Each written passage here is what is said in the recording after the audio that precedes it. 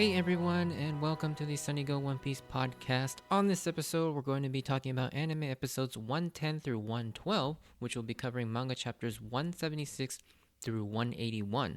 This is it. This is where the beginning of the end of the Alabasta saga begins. And it is one of the most amazing rides ever, as it's filled with so many incredible twists, turns, and one incredible moment after another. So, let's get started.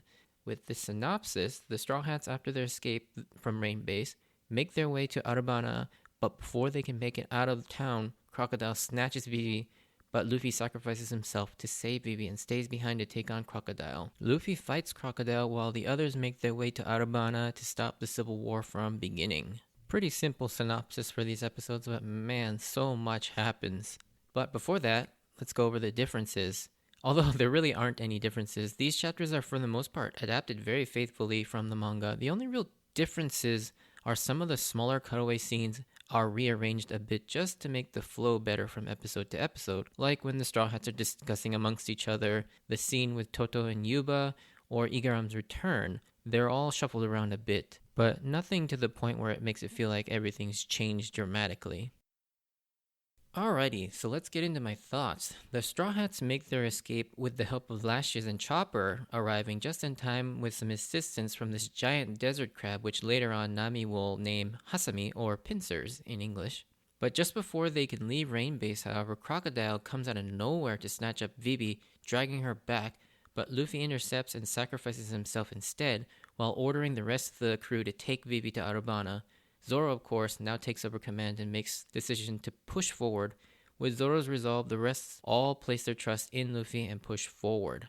However, this leaves Luffy in an incredibly dire situation, as he's now left all alone in the desert to face both Crocodile and Miss All Sunday. So yeah, this is one of those moments we've all been waiting for this entire time. But there's just something about this that feels off, because we know that there's no way Luffy can beat him. So how's he going to escape this situation? Crocodile is now annoyed with Luffy constantly getting in his way, but gives him 3 minutes to face him one-on-one. But for Crocodile, this is more like just playing with his food. Luffy is completely outmatched, as he can't land a single hit on Crocodile, as they all pass right through him due to the sand powers that Crocodile possesses, and every one of his hits just lands straight through him. But despite the dire and serious tone of this overall fight, I do really enjoy the running joke throughout this fight that Crocodile is trying to tell Luffy that no matter what he does, he can't beat him.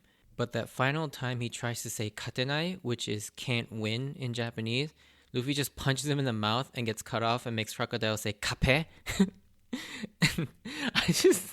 There's just something about Crocodile just yelling out kape. And this infuriates Crocodile, and he starts to really show his powers, and it's overwhelming, with Luffy completely helpless. I remember reading this the first time and thinking to myself, what the hell is Luffy going to do? He's getting demolished. Like, how is he going to get out of this or turn this fight around? And as the fight continued, I legit got scared that Luffy was going to actually lose this fight, which was unthinkable at this point in the story because, he's never lost. And that was precisely what happened. Crocodile reveals that he's been the one sending all the sandstorms to Yuba to torture Luffy even more mentally. He decides to send another one. This understandably pisses Luffy off, and he goes up to Crocodile to get him stopped. And then all of a sudden, all sound goes silent, and Luffy's face goes blank, and we see that Crocodile has brutally impaled Luffy with his giant hook hand, and the last shot of episode 110 is Crocodile holding up Luffy's lifeless body with blood dripping down it. This was honestly one of the most shocking things I saw as a 15-year-old kid at the time. It was pretty much a foregone conclusion that Luffy was going to lose the fight, but I never imagined this scenario where he would be mortally wounded on the brink of death. I mean, this was so chilling and dark, seeing that silhouette of Luffy's lifeless body just hanging there. You just kind of have to stop reading or watching and catch your breath. It's like a physical gut punch seeing that. That shot of Luffy hanging off Crocodile's hook is one of those moments that are seared into your memory and will go down as one of One Piece's biggest moments, because this is huge. It was also shocking just because up till now, One Piece has not really shied away from extreme violence or blood. It's always been veiled in this sort of fantasy adventurous tone though, but this is the first time you see just how dark the series can get. The other thing that's so shocking is that this is the first time Luffy has really lost a fight after 100 plus episodes. We've seen Luffy as this near unbeatable protagonist, with the closest he's ever come to being under threat was Arlong, but even then, it was also this really lighthearted comical fight for the most part. However, here, Luffy not only loses, but he gets absolutely decimated without him being able to even touch Crocodile. It's all pretty insane and leaves you kind of numb when you see this part for the first time. The next episode picks up with Luffy still impaled, but we see that the water from Toto around his neck was stabbed, and it turns out the dripping that we saw at the end of the last episode was mostly water with just a bit of blood mixed together. However, we get a subtle hint as to how Crocodile could possibly be defeated. As the water runs down Crocodile's arm, Luffy in his wounded state is able to grab the arm and squeeze so hard it actually inflicts some pain on Crocodile. I know you're probably getting tired of me pointing this out, but I'm going to keep doing it because it's really awesome to see, and it's often something I never really took notice of till I started this podcast. But we again get to see the two vice captains take control and lead in Luffy's absence. We saw Zoro take control during the confrontation to make the hard decision to leave Luffy behind, and now we see Nami doing her thing to keep calm and focus the crew on what needs to be done next. However, one thing that I'm always amazed at with Oda is how he's always able to give everyone things to do and contribute to the story. This unfortunately has kind of gotten away from him in more recent arcs, where I am at in the Wano, or even before that with Dressrosa, Whole Cake Island, whatnot. Just because of the sheer expansiveness of the story by this point, and so many characters he has to balance, some of the characters get shafted a bit, but not so much here in the early going of One Piece. He still manages to balance it really well. The next scene in the Sandora River is pure comedy though, which is a nice break from the intensity of the last episode. Hasami the crab can't swim and tries to run across it with the power of perviness, but obviously it doesn't work and it begins to sink 30 seconds into the river, and they're forced to swim the rest of the way. Then we get a nice callback to Vivi's useless nature facts of Alabasta as she explains that the Sandoran catfish is a rare fish, and understandably, Usopp is terrified at this building-sized fish that's about to eat them, and yells at Vivi, "We don't need that kind of explanation right now." And then Vivi decides to mention the more pertinent information that its favorite food is humans, and Usopp's reaction to this crying, "Say that one first," is so funny. And then we get this secondary joke, and one of my favorite running gags in the series from here on out is whenever Chopper is terrified of something, he immediately latches onto Zoro's face, rendering Zoro useless. And you can see in the shot that everyone is swimming away frantically from the catfish, but Zoro is still facing forward, unable to move because he can't see with Chopper all over his face.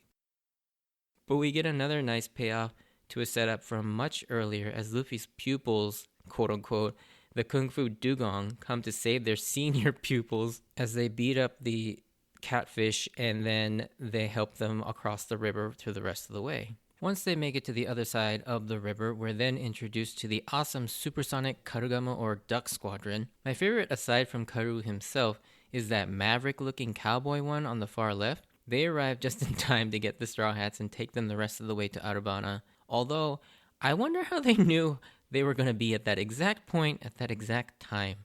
Obviously, this is just anime logic, so they obviously just were there at the right time. Now we cut back to Rain Base, where Luffy was left for dead as Crocodile just threw him into the quicksand.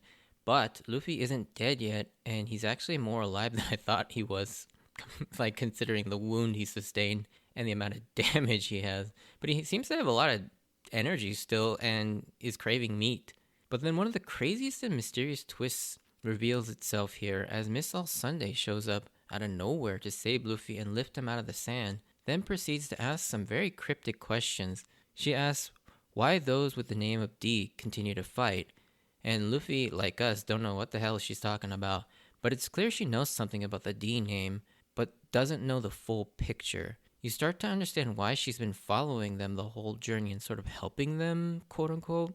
It's still unclear if she's there to help them or if she's just guiding and keeping him alive to uncover more information about the D's for her own gain, but this was a huge piece to understanding what Miss All Sunday, aka Nico Robin, is. Interesting that her real name was revealed, unlike the other agents, as if we need to know this, but we aren't sure why. But in any case, there's still a ton of mystery surrounding this character. It's interesting too that we get the second piece to the mystery surrounding the D initial, as we got our first piece in Drum where Dr. Kureha mentions the fact that the will of the D still lives.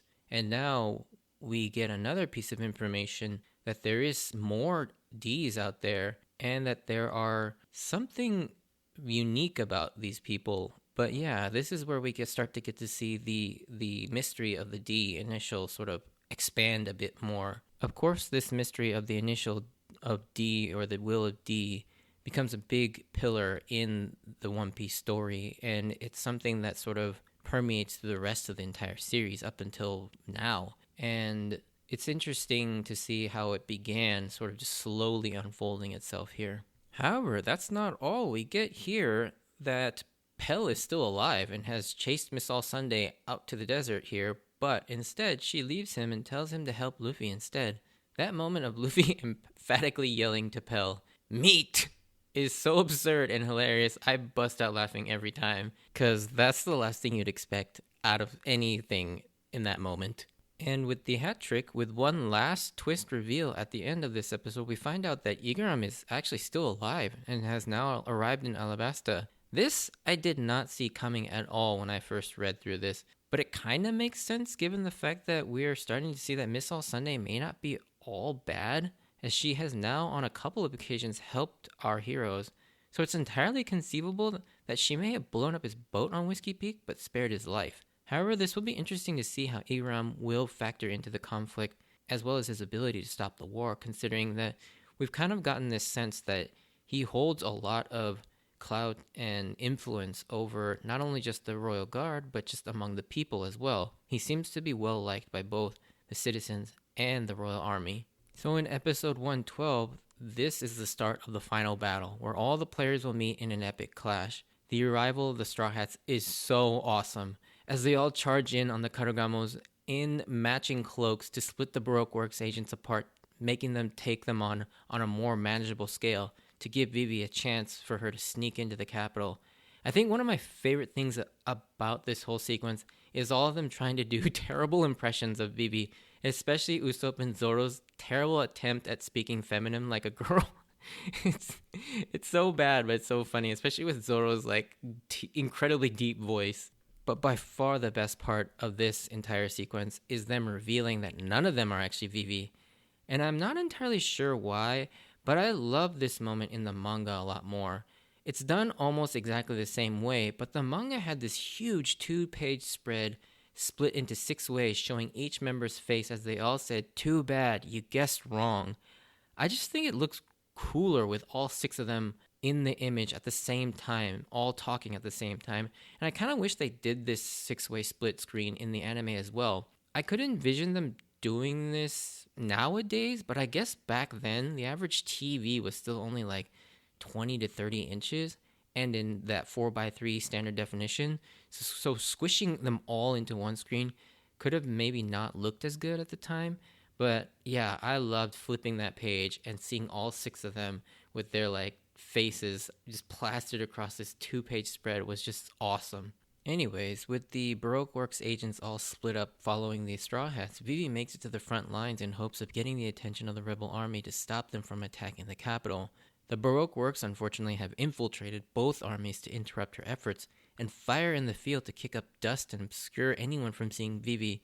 And you'd think you'd be used to this by now, but by this point, you're still incredibly annoyed at the lengths that Crocodile has gone to sort of keep Vivi away from stopping this war. And every time you see Vivi get so close, and then to have something stupid like this happen, all because of the Baroque Works, it's actually maddening. It's really, you feel the frustration, not only that the characters experience, but you yourself just feel annoyed that this keeps happening. As a result, though, Vivi almost gets trampled in the dust, but Karu jumps on top of her to save her. I like the way this scene is actually depicted in the manga a little bit better, as it makes it seem like Karu doesn't make it in time and Vivi was at least injured. And then so it's a surprise reveal in the next page that Karu not only did make it, but just how much he took for her and is now just gravely injured was a pretty shocking reveal. However, in the anime, this scene is still a very powerful moment, but it's pretty obvious that Karu makes it to Vivi even before we see the cutaway and the aftermath of the trampling.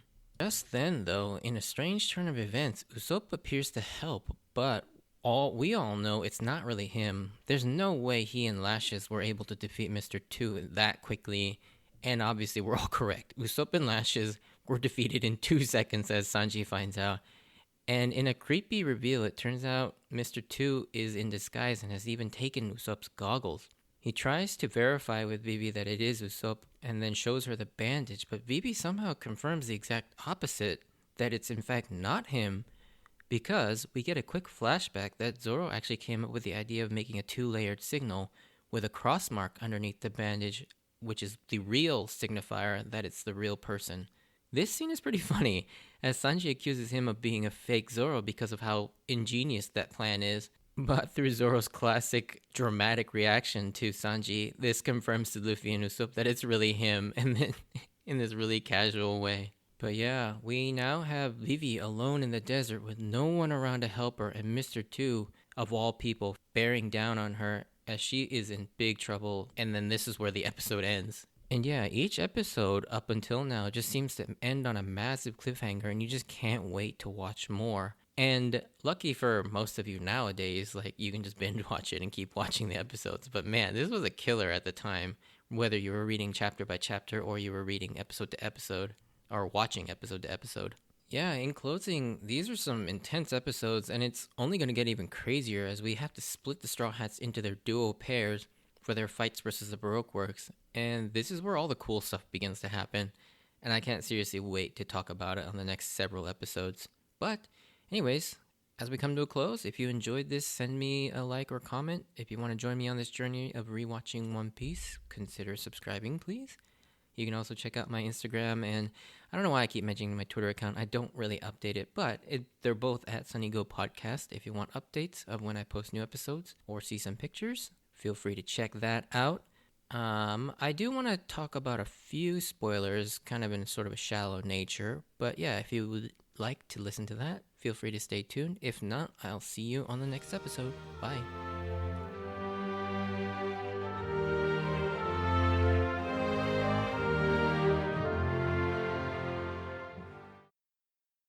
So yeah, just a couple spoiler things. I think one of the things I wanted to talk about was the Luffy grabbing the arm after the water and the blood had sort of spilled onto the arm. And it's funny because it's kind of a nice foreshadow as to like how Luffy will beat him, because obviously in round 2, he goes at him with a barrel of water and actually lands some pretty good hits on Crocodile. And then he still loses that round, but then he gets to round 3, and then now he's got the blood on his fists to help him actually land blows on Crocodile. So it's a nice foreshadow there. But to be honest, I mean, I don't know if it was maybe a spoiler to mention this in the non-spoiler section, because I had not put 2 and 2 together, to be honest. Like, it seems obvious now, but I remember as a kid when I read that scene, I didn't really think too much of it. I thought, oh, Luffy grabbed him. But I didn't put 2 and 2 together and thinking, oh, the water is what's going to make him solid. And, you know, it's funny because you think that I could put that together, but I guess I was just an idiot back then. And then it wasn't until Luffy obviously comes back later on for round 2. It's like, oh, that's right. But anyways, the other thing I wanted to talk about, obviously, is Robin. So, you know, Robin saving Luffy here. By this point, you kind of start to get the sense that Robin may not necessarily be a good guy or a good person, but she definitely has an interest in Luffy and doesn't want to see him dead. I think, you know, by this point, we're wondering if maybe there's something she wants from Luffy, whether it be information about his like history and where the name comes from, as well as the Will of D. But then later on, you know, obviously we find that Robin does have a very specific interest in Luffy, as she wants to join the crew later, and specifically asks Luffy if she could join, for the very fact that maybe she's just curious about him. And then, further on down the line, once we get to NES Lobby, we find out that the person that saved Robin was another D. We got the Jaguar D Sao who saved her. And then you get that whole speech from Aokiji or Kuzan about the D name, and then, Robin sort of looking into the Void Century and whatnot. And there's obviously some sort of a connection with the Ds and the Void Century. And with those two pieces of history that Robin is very interested in, I think is one of the reasons why she kept such a close eye on Luffy and why she saved him here. But yeah, it's interesting that Oda planted this seed so far in advance. Like, I don't know, she must have had, like, he obviously had some idea of like what he was trying to do with Robin, because the thing is, this whole thing with Ohara and like the the Void Century and the Will of D, all of that stuff doesn't even come to pay off for another 300 episodes. That's like almost another like 6 years before that happens, and it's just insane. I honestly don't know how he does it. How he like, he is a genius when it comes to like just planning ahead. I know, and I know like not everything is planned ahead, and some of it's just like happy coincidence. But this, I have to think that he planned, because of the comments that Smoker makes about how she could flip the world upside down and why she has that high bounty, and her interest in the Will of D, as well as her interest in the poneglyphs. I mean, all of that is premeditated. Like, he basically mapped out Robin's character arc all the way to that point, and it's just insane to see where this all started. And yeah, I personally, when I watch these episodes, I personally view Miss All Sunday or Robin very differently. And yeah, I can't really see her in any other way anymore because of what I know about Robin and what she's gone through. And so it's, it sucks that I can't watch these episodes anymore with that sort of mystery and intrigue surrounding Robin. All I see is this, very tortured woman just trying to survive. And yeah, it's a very sad thing to see. But it's also like really awesome to see like that she found Luffy, she found the Straw Hats, and they go on this journey of slowly building up trust. Especially that heartbreaking scene in the cave, or in the whatever you call that, in the ruins, after Crocodile's defeated, and her talking to Cobra. But we'll talk about that scene, when it actually happens. But yeah, it's just she's such an interesting character, and yeah, I look forward to talking more about Robin and seeing her growth and watching that growth happen. But anyways, that's pretty much all I wanted to talk about in the spoiler section. But I hope you enjoyed this, and thank you for listening. I'll see you on the next episode. Bye.